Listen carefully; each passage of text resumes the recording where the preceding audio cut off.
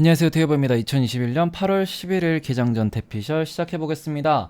어제 한국 시장은 외국인의 강한 매도에 밀려 내려가는 모습을 보여주었습니다. 이외에도 넷마블의 카카오뱅크 차익 실현 등이 겹치면서 개인들이 이제 코스피와 코스닥에서 약 1.7조 원 규모의 매수를 한 하루가 되었습니다. 밤사이에 또 미국 시장에서 어떤 일이 있었는지 한번 살펴보고 오늘의 한국 시장의 투자 포인트도 하나씩 짚어보도록 하겠습니다.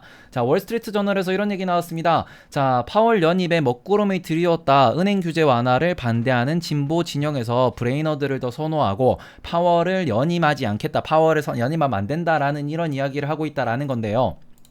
지금 이것에 대해서 스파르탄이라는 곳에서 이런 얘기가 나왔습니다. 파월 연준 의장 교체 때는 이거는 실수하는 걸 수 있다. 왜냐? 지금 아무래도 파월 의장에 대한 평가가 시장 친화적인 이런 그 연준 의장이기도 하고, 그 다음에 은행 친화적인 이런 연준 의장이다. 이런 평가가 많은데요. 의장 교체를 바라지 않는 목소리가 가장 주목하고 있는 것은 경제 위기 상황이 끝나지 않았다라는 겁니다. 자, 그렇기 때문에 미국 정부가 과연 변화를 선택하게 될지 아니면은 좀 안정적인 연임으로 가져갈지를 지켜보셔야 할 것으로 보이고요. 거기다가 지금 오늘 가장 핫한 뉴스 중에 하나입니다. 상원에서 1조 달러 규모의 인프라 법안이 가결됐다라는 겁니다. 하지만 하원 통과 절차가 남아있다라는 거고, 하원은 지금 쉬고 있어요. 아마 9월이나 돼야 하원이 열릴 겁니다. 자, 그러면은 상원에서 통과가 되었다, 급등이 왔다. 그럼 팔아야겠죠. 오늘 뭐 국내에서도 뭐 두산인프라코어라든지 아니면 뭐 현대 건설기계라든지 두산밥캣 이런 기업들이 만약에 상승한다 그러면은 오늘은 아직까지 실질적인 것이 아니기 때문에 요거는 뭐 단기 이슈다라고 보셔야 될 것 같고요. 어쨌든 뭐 이게 재정 투자가 통과되었다고 하더라도 부채 한도 협상이 이루어지지 않는다 그러면은 이 돈을 쓸 수가 없습니다. 그렇기 때문에 요것에 대해서 정치 공방이 점점 가열되고 있다. 요 점을 우리가 꼭 기억해 주셨으면 좋겠다라는 겁니다. 자, 다음으로는 물가가 오르는데 월급 봉투는 안 올라가지고 실제로는 임금이 감소하고 있다라는 CNN의 분석이 나왔습니다. 자, 요거는 어떻게 보면 우리나라에서도 마찬가지라고 볼 수 있을 것 같아요. 국내에서도 지금 식탁 물가가 오르고 있다, 아주 부담스럽다라는 이야기가 많이 나오고 있는데, 지금 미국에서 아직까지는 중고차 가격이 인플레를 이끌고 있고, 그 다음에 국제유가나 원자재 가격이 급등하면서 이런 것들이 조금 안정되면은 인플레가 일시적으로 마무리될 것이다, 이런 이야기가 나오고 있지만 가장 중요한 식탁 물가와 집값이 올라가고 있다라는 점도 부정할 수 없는 사실입니다. 그렇기 때문에 요 일시적 인플레이션이라고 주장하는 이런 전문가들, 특히 연준이 만약에 경제 확장에 따라서 영구적인 물가 상승이 이루어진다라는 걸 발견하면은 아마 조금 그 금리 인상 같은 거를 선택할 수도 있다라는 이런 이야기가 좀 그 월스트리트에서 나오고 있는 상황입니다. 여기서 가장 중요한 포인트는 임금이 상승을 하냐라는 건데, 지금 맥도날드도 그렇고 아니면 서브웨이 같은 것도 그렇고 많은 곳들이 임금, 이제 우리 기본 소득 자체를 올리고 있습니다. 그렇기 때문에 임금이 더 상승한다라는 거는 소비가 확대될 수 있다라는 거고, 그렇게 되면 영구적인 물가 상승이 이제 좀 시장의 부담감으로 작용할 수도 있다라는 점, 요 점을 우리가 기억을 하셔야 됩니다. 자, 근데 이런 상황에서 정말 공교롭게도 이런 뉴스가 나왔는데, 뭐 다른 영향도 분명히 있겠습니다만 일단 채권금리가 급등하기 시작했습니다. 자, 단기금리가 11% 올랐고요. 장기금리도 10년물 기준으로 1.9%나 상승을 했다라는 모습은 결과적으로는 이러한 뉴스에 대해서 혹은 지금의 미국 경제 상황에 대해서 인플레이션을 다시 바라보고 있는 채권 투자자가 많다라는 것을 보셔야 될 것 같습니다. 채권 대해서는 밑에서 조금 더 말씀을 드릴게요. 자, 그 다음에는 독일 ZEW에서 경기동향지수가 발표가 됐는데 이게 약간 쇼크가 났어요. 어느 정도 수준 쇼크냐? 56.7을 예상을 했는데 40.4가 나왔습니다. 자, 경제 전망지수, 경기동향지수라는 건 뭐냐 그러면은 지금 현재 상황 혹은 경제 전망지수는 앞으로 6개월을 얘기를 해요. 경제 전망지수가 56에서 40으로 나왔다. 아, 이건 아주 심각한 거고, 참고로 5월에는 이게 그 경제 전망 지수가 80까지 나왔었습니다. 반토막이 났다라는 소리입니다. 자, 그러면서 지금 유럽에서 이 하반기 유럽 경제를 어둡게 보는 이런 전문가가 늘어나고 있다라는 뜻이기 때문에 요점 우리가 델타 변이, 람다 변이에 대해서도 같이 생각을 하면서 과연 전 세계 글로벌 경기가 하반기에 어떻게 갈 것인가, 이것에 대한 전문가들의 전망이 왜 이렇게 되는지를 한번 곰곰이 생각을 해보셔야 될 것 같습니다. 자, 그러면서 미국 채권 금리가 올랐다고 말씀을 드렸어요. 그러면서 빅테크랑 반도체가 떨어졌고요. 소비재나 산업재, 인프라 투자 이런 게 법안이 통과되니까 산업재라든지 원자재 이런 게 좀 큰 폭으로 상승을 했고요. 이제 그다음에 국채금리가 올라가면서 이제 금융 쪽에서도 좀 상승을 보여주는 모습이 있었습니다. 자, 그러면서 요게 어떻게 보면은 지금 그 빅테크에 대해서 많이들 혹은 반도체에 대해서 많이들 올랐다라고 부담스러워 하시는 분들이 분명히 계십니다. 특히 한국에서도 삼성전자나 하이닉스가 어제 많이 떨어지면서 반도체가 지금 위험한 거 아니냐 이런 얘기도 많이 하고 있는데, 일단은 지금 기술주에 대해서는 그 큰손 투자자들이 많이 던졌어요. 요것도 있기 때문에 요거를 조금 우리가 한번 생각을 해보셨으면 좋겠고, 자, 그 다음에 지수로 놓고 보시면은 뭐 나스닥이 0.5%밖에 안 빠졌다. 빠졌다. 이거는 빠진 건 아니죠. 일단 다우존스랑 나스닥이 완전 데칼코마니기 때문에 결국엔 S&P 500을 기준으로 보시면은 투자금은 전체적으로 줄어들지 않았어요. 자, 그러면 나스닥에 있던 돈이 다우존스로 옮겨갔다 정도로 해석하시는 게 가장 좋을 것 같습니다. 자, 그래서 차트 하나씩 놓고 볼게요. 필라델피아 반도체 지수 지금 1.2% 빠지면서 빠진 게 아니에요. 이거는 형들 빠진 게 아닙니다. 자, 그 다음에 이거 좀 더 빠져도 된다고 생각합니다. 나스닥 바이오 1.6, 이것도 빠진 게 아니에요. 자, 그렇기 때문에 이것도 그냥 어제 오른 것부터 좀 많이 반납했구나 정도로 보시면 될 것 같고요.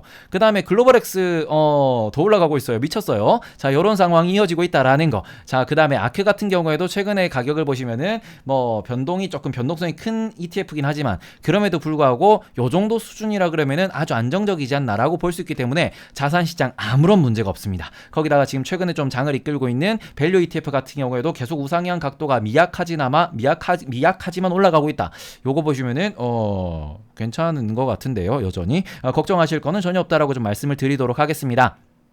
자, 그 다음에 가치주들 같은 경우에는 오늘도 뭐 인프라 투자에 대한 이런 이슈가 있으면서 좀 소폭 상승을 했지만 앞으로도 여전히 이슈가 죽은 게 아니고 투자하겠다라는 민주당의 뭔가 의지가 강하기 때문에 꾸준히 좋은 모습을 보일 수 있지 않을까라는 생각입니다. 자, 그 다음에 우리 국제유가 같은 경우에는 3% 정도 상승을 했어요. 3% 상승을 하면서 어머나 세상에 국제유가가 올랐네 라고 보실 수 있지만 차트 보시면은 그냥 많이 떨어져서 오른 겁니다. 자, 요 정도 수준을 놓고 보셔야 되기 때문에 결국에는 이제 매달 증산이 이어지고 있어요. 8월 초에도 증산을 했고 이제 9월 초에도 증산을 또 할 겁니다. 1년 동안 증산하겠다라고 이미 발표는 했어요. 자, 그러면 증산하는 부담감이 과연 소비가 따라와 줄 수 있냐라는 건데 오히려 지금 람다 변이, 델타 변이 이런 얘기가 나오면서 아무래도 조금 유가가 올라갈 만한 자리가 안 보인다라는 전문가 의견이 많습니다. 요거 참고해 주셨으면 좋겠고 만약에 이렇게 되면 인플레이션에 대한 이야기가 조금은 줄어들 수 있겠죠. 그 점에 대해서도 우리가 생각을 해보셔야 될 것 같습니다. 자, 그 다음에 유가가 내리면 운전자형들은 아주 좋아합니다. 다만 주유소는 기름값이 안 내립니다. 정말 네, 그렇습니다. 자, 다음으로 금 가격은 0.19% 하락을 했습니다. 오늘 살아났나라고 볼 수 있지만 이거는 많이 떨어져서 하루는 좀 쉰 거예요. 오늘도 떨어지면 너무 힘드니까 오늘은 조금 쉬었다라고 보시면 될 것 같고 특히 이거는 달러 지수가 오늘 오르다가 조금 쉬었어요. 그래서 달러가 0.15% 상승하면서 이제 금이 0.19% 상승했다 정도로 보실 수 있을 것 같아요. 자, 그러면서 지금 뭐 뉴욕 월스트리트에서는 이런 얘기가 나옵니다. 자, 연준 관계자가 계속 강한 발언을 하고 있다. 그러면서 달러가 점점 강세로 가고 있다. 이런 의견이 많은데 조기 테이퍼링, 그다음에 조기 금리 인상을 빨리 해야 된다. 이런 얘기가 나오고 있다 보니까 달러가 강세라는 것은 부정할 수 없어요. 달러가 떨어질 것이냐, 약세로 갈 것이냐. 이거는 조금 사람들이 아닌 것 같은데라고 하고 있습니다. 자, 그거는 채권 시장에서도 잘 드러나고 있습니다. 조기 테이퍼링, 조기 금리 인상, 빠른 금리 인상. 이런 얘기가 나오면서 아무래도 채권 시장이 가장 현명한 시장이에요. 가장 논리적인 시장이기 때문에 채권 투자하시는 분들은 진짜 찐 전문가들이 투자를 하다 보니까 요거는 유동성에 의해서 뭔가 뇌동매매에 의해서 오르고 내리는 경우는 거의 없습니다. 자, 그렇기 때문에 조기 테이퍼링에 강한 동의를 보이고 있다. 요건 어떻게 보면은 월스트리트 자체의 의견으로도 볼 수 있기 때문에 요것은 8월 말 잭슨홀 미팅에서 좀 글로벌 양적 완화 종료 혹은 이걸 좀 양적 완화를 너무 지금 우리가 많이 하면은 문제가 있을 수 있다. 이거 국가 채무의 문제 이런 것들이 또 언급될 수 있기 때문에 요것이 어떻게 보면은 투자자들이 지금 예상하고 있는 8월의 시나리오지 않나라고 보셔야 될 것 같고요. 그렇다면 이런 시나리오 안에서 한국은 어떻게 볼 것인가, 어떻게 갈 것인가가 가장 중요하죠. 코스피 투자자니까. 자, 그럼 이 점에 대해서 한번 생각을 해보시면 지금 이제 달러 지수는 이게 왔다리 갔다리 하고 있지만 일단 달러가 강세인 최근 동안은 원달러 환율이 올라가고 있습니다.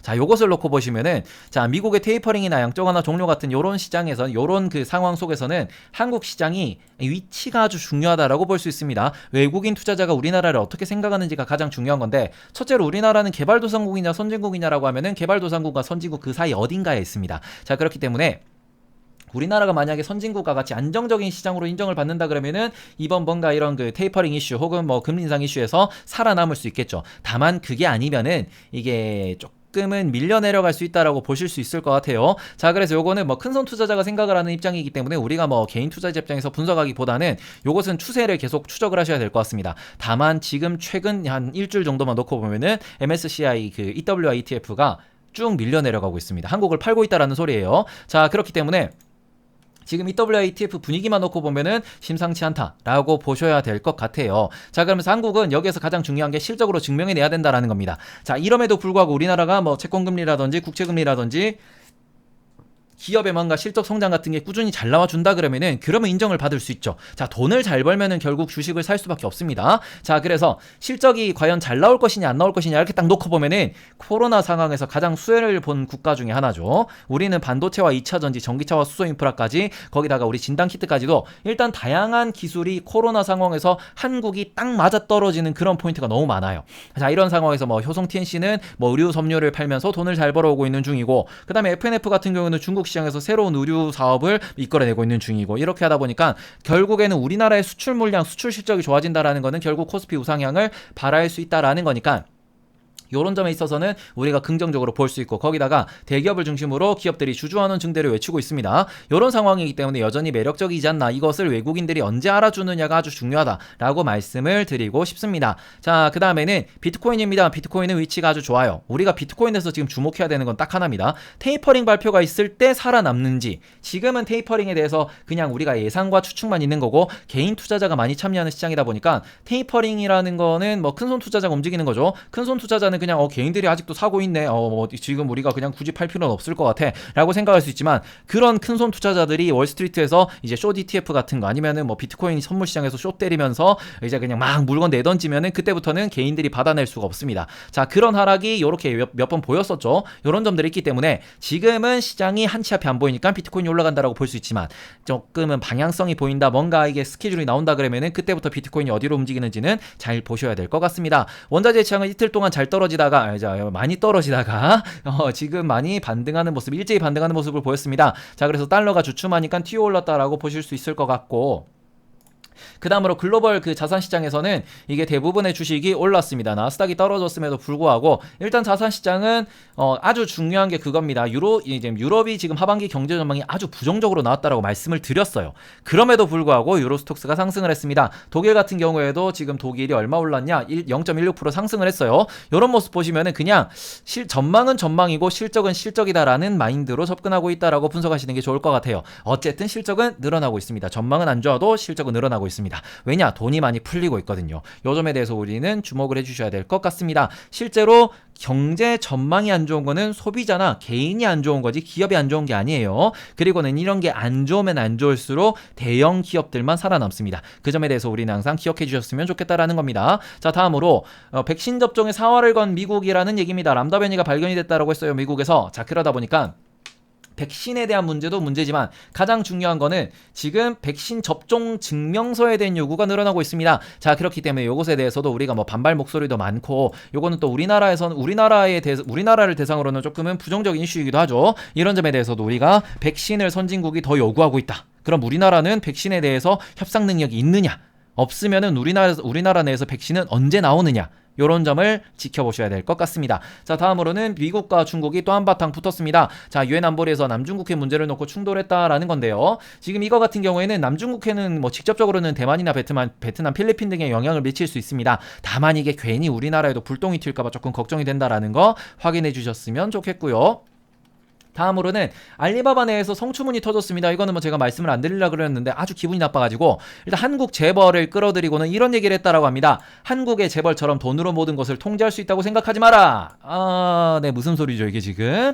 우리나라를 아주 미개한 후진국으로 보는 것인가?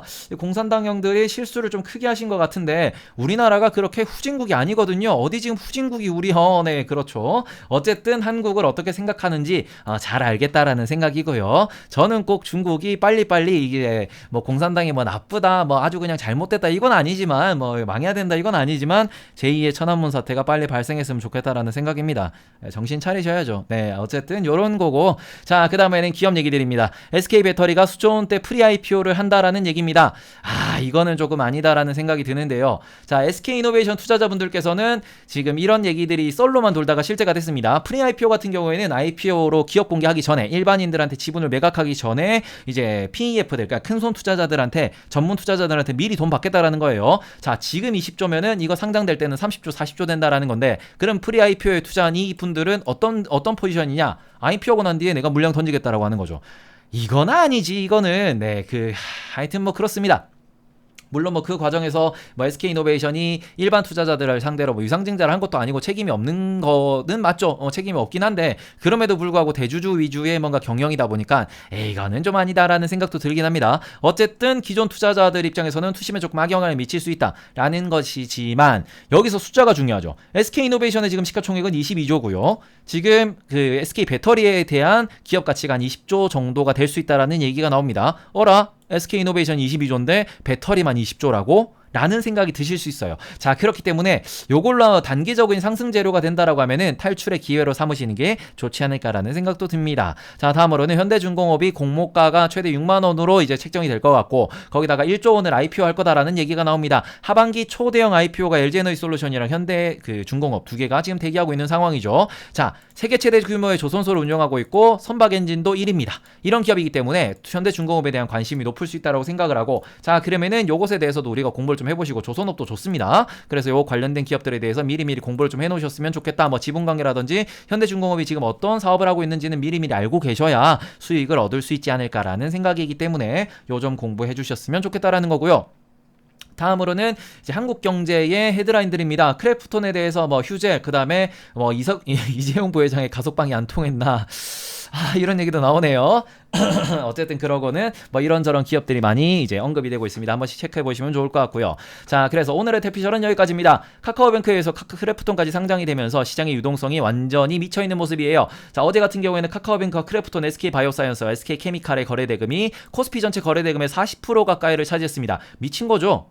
이 기업들밖에 없는 것도 아닌데 미친 거예요. 삼성전자를 눌렀습니다. 자, 그렇기 때문에 지금 우리가 딱 보는 거는 마땅히 투자할 곳이 없고 마땅히 테마주를 만들 만한 곳도 없어요. 거기다가 테마주 같은 경우에는 공매도가 불가능하면서 주가가 모두 다 거품이 껴있는 상황입니다. 이걸 대부분의 투자자들이 알고 있어요. 그렇기 때문에 어그로가 강한 주식에서 단타대회가 열리고 있는 상황이고 그런 관점에서 보면은 오늘도 비슷한 뭔가 좀 흐름이지 않을까라는 생각입니다. 자, 그래서 요것에 대해서 우리가 살 게 없기 때문에 지금은 샀다 팔았다를 자주 하는 것도 별로 좋지는 않다라고 좀 말씀을 드리고 이슈가 살아있으면은 이제 살 게 없으니까 더 좀 과하게 반응할 수도 있다라는 점 항상 기억해 주셨으면 좋겠습니다. 아무튼 노잼일 때는 나의 매수를 믿고 이제 내 계좌에 있는 친구들이 올라갈 것이다. 언젠가는 간다라는 거를 믿고 조금은 그 시장을 떠나는 것도 좋은 전략이라고 생각을 하기 때문에 조금 멘탈 관리를 우선시해 주셨으면 좋겠다라는 생각입니다. 그럼 오늘 저녁에도 웃으면서 뵙겠습니다. 긴 글 들어주셔서 읽어주셔서 감사하고요. 저는 BJ 태보였고요. 좋아요, 구독, 댓글 많이 부탁드리도록 하겠습니다. 자, 그럼 여러분들 모두